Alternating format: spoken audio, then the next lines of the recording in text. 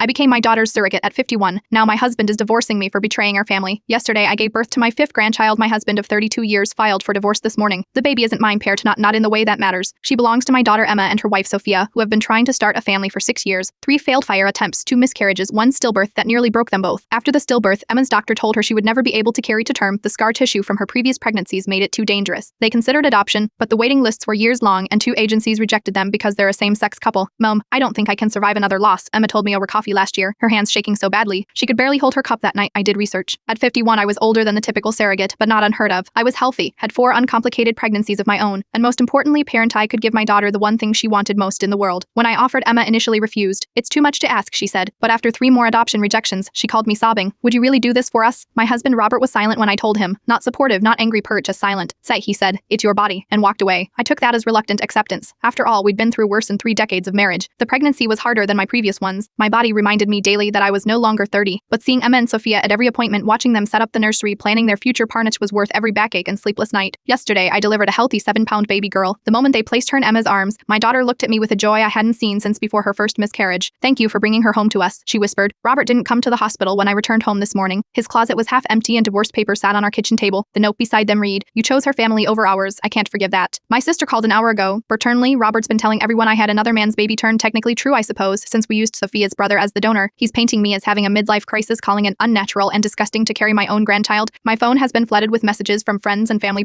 some supportive, others asking what I was thinking and whether I had considered Robert's feelings at all. I am sitting in our bedroom of 32 years, looking at the emptiness he left behind, wondering how giving my daughter the family she desperately wanted could destroy my own. I'd do it again tomorrow, but I never imagined the cost would be this high. Sometimes the most selfless acts appear selfish to those who don't understand what it means to love without conditions.